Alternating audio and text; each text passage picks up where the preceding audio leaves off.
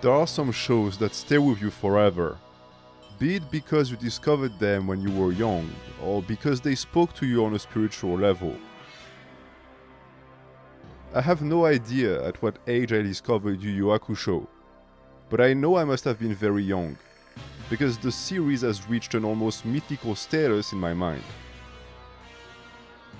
This story has been with me for so long that I sometimes question its existence, half convinced that I must have imagined the entire thing, mostly because it aligns so perfectly with my imagination that it looks tailored to my tastes. I don't remember where I first set sights on those books, but I know that it was happenstance, as if the tomes had chosen to reveal themselves to me. With time, these random encounters multiplied, gradually unveiling the plot, as if this adventure was a treasure that had to be earned.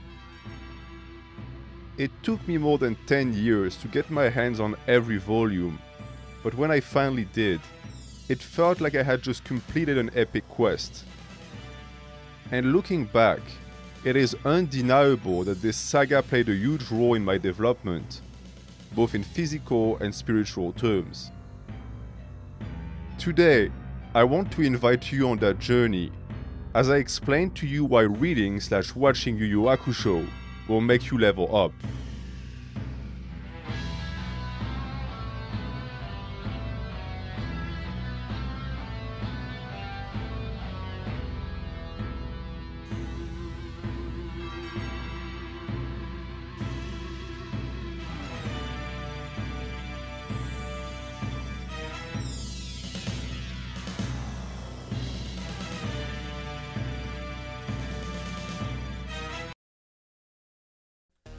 If the brain of a functioning story is its plot, then its heart is to be found in the cast.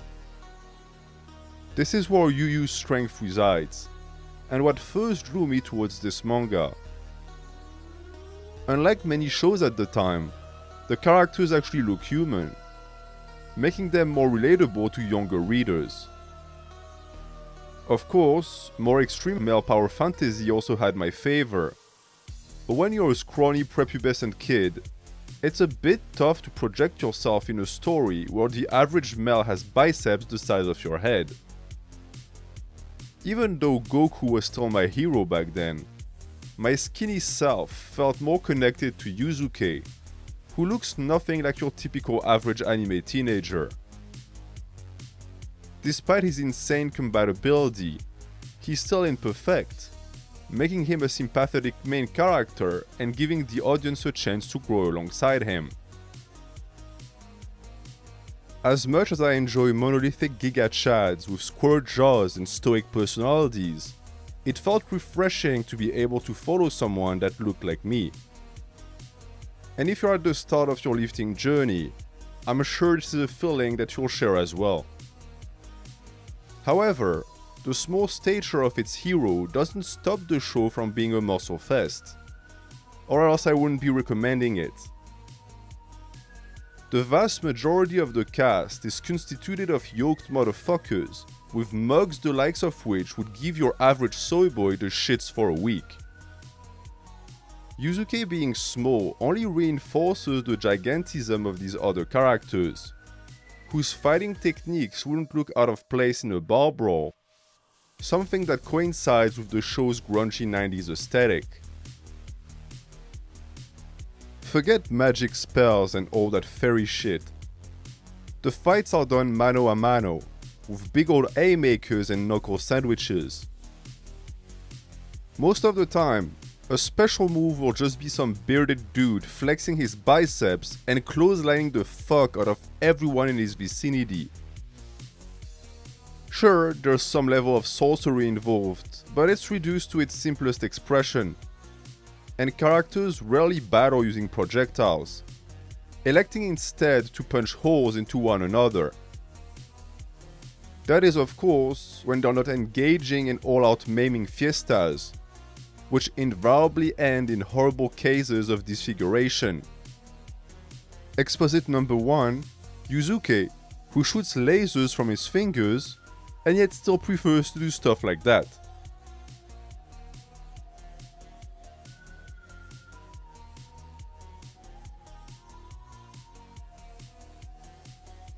The author, Yoshihiro Togashi, would later develop an incredibly complex power system in the form of Nen.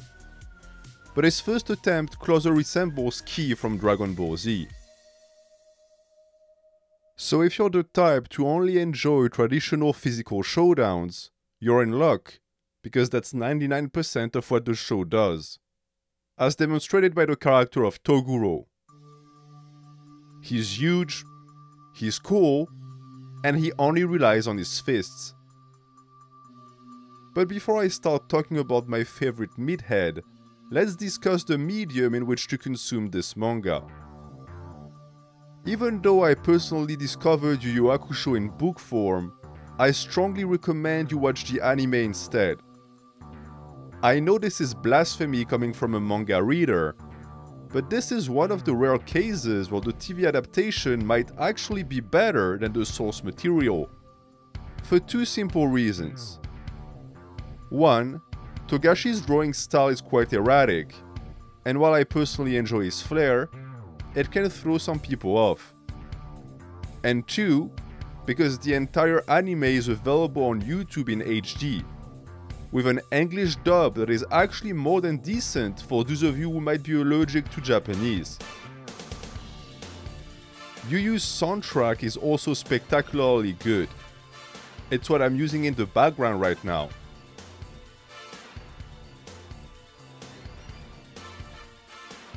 The show possesses that unmistakable 90s charm, and is quite accessible even for people who have never watched anime before.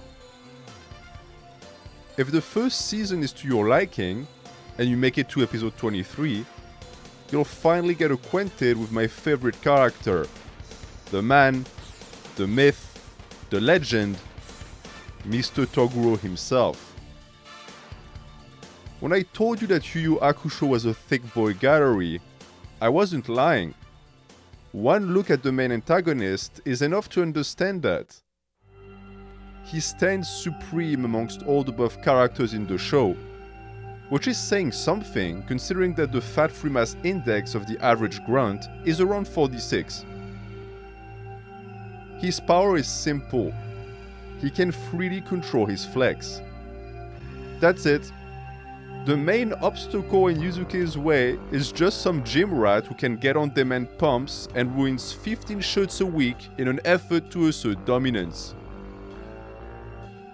And yet, he is one of the most well-written and compelling villains in all of shonen manga.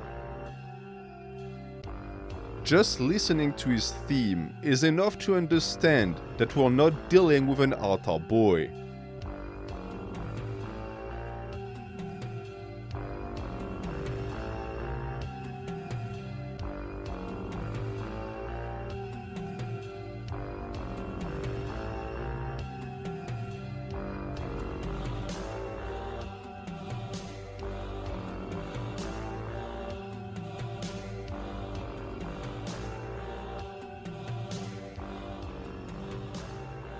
The juxtaposition of goofy energy and sinister intents that gave birth to this madman stands as a perfect representation of the story he inhabits. A story that, just like the man with the shades, is more complex and tortured than it appears at first glance. Without spoiling it, I can tell you that the plot quickly evolves from good harmless fun to dark symbolism, pretty much at the instant when yokais make their first apparition. They're essentially interdimensional demons, and they mean business. Most of the conflict in Yu Yu Hakusho is driven by the opposition between humans and these monstrous entities, whose sole purpose in existence seems to be devouring as many people as possible. They constitute an obvious antagonistic force for Yuzuke to clash against, and at first, that's most of what he'll be fighting against. However, this distinction between earthlings and hellish creatures is complicated by the presence of yokais at Yuzuke's side, making it difficult to clearly discern between who's good and who's evil. Urameshi himself is a maelstrom of moral ambiguity, something that is desperately needed in a show whose premise could have turned it into the typical good guy versus bad guy drama. Instead, the story offers an equivocal fresco, where the frontier between hell and heaven is often decided by the spectator's interpretation. The monsters don't just commit atrocities for the sake of evil, and they often offer compelling justifications for their actions, to the point that you might even end up siding with the bad guys. Your favor might also be swayed by the fact that most yokais are jacked out of their minds, while the main cast of characters looks more like a 90s boys band, and are far from rocking bodybuilders' physiques. But don't let appearances fool you. Every single one of Yuzuke's compadres is a straight-up savage, and discovering their skills and personalities is a big part of the fun. Even though their looks are that of edgy middle schoolers, they are closer to Mexican cartels in terms of behavior. Kurama is the perfect example of that. On surface level, he appears feminine and soft, but his alter ego, the frightful Yoko, is the exact opposite. Some of the most gruesome scenes of the anime include him using his devilish plants to infect and destroy a selected host. A method that is closer to torture than actual combat abilities. Yae is similar in that he doesn't hesitate to wipe his enemies off the map, rejoicing in their deaths. Considering he joined the group after getting defeated by Yuzuke, this tells us something about the true nature of our seemingly innocuous main protagonist, who might be just as daunting as the demons he battles. Overall, the show is very violent, but not in a conventional way. While Baki or Roar both use the distortion of human bodies to convey the destructive power of its characters, Yu Yu Hakusho has a more contemplative approach to gore, sometimes bordering on dark romanticism. I remember the impact these gothic opuses had on me as a teenager. The Black Book Club and Chapter Black sagas ranking at the top of my list when it comes to intellectual horror. And unlike what you might think, the most terrifying acts of depravity are not perpetrated by the demons. The story of Toguro and his past life as a human serving as proof of that dissonance. This constant ambivalence leads to a questioning of humanity and its vices, allowing the story to hit its mark, both on a physical and psychological level. To me, that's the sign of a quality fighting manga. Togashi's ability to develop complex characters always prevents the brawls from running stale, which is vital in a series that contains an entire tournament arc. Instead of becoming an endless free-for-all rife with gratuitous slaughter, this portion of the story turns into one of the most memorable shonen sequences ever created, eventually culminating in the fated fight between Yuzuke and Toguro. In the arena, two doctrines confront each other. On one hand, the belief that might makes right, any other reality crumbling in the face of absolute strength. On the other, the conviction that true power can only come from the heart, and that there is no point in getting stronger if not to protect something dear. It's not just about who wins or loses anymore. The clash becomes an ideological battle for the soul of the reader, with the outcome leaving everything to be decided. The show carries on from there, never quite managing to recapture the heights of its first major arc. Some would think it the sign of a failed narrative. I'd rather see it as the proof that the Dark Tournament makes everything else pale in comparison, due to its storyline being qualitatively supreme. However, do yourself a favor and keep watching. as the story still has some riches to give in the form of Shinobu, a treasure of nihilistic complexity, on par with Toguro.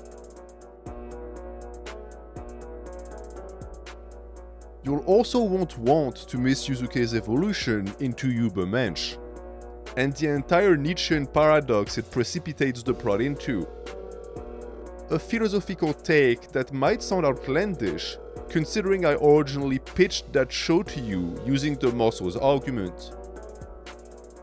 But that's what's so great about Yu Yu. It does both. I've long been preaching the return of educated barbarianism. And while I believe that many shonen stories convey that notion, not one embodies it quite like Yu Yu Hakusho does. It's pensive, but never boring. Brutal, but never crass. Inspiring, but never corny. Intelligent, but never pedantic. And I have good hopes that this story will resonate with you as strongly as it resonated with me. And if it doesn't, that's okay. It just means that you have terrible tastes.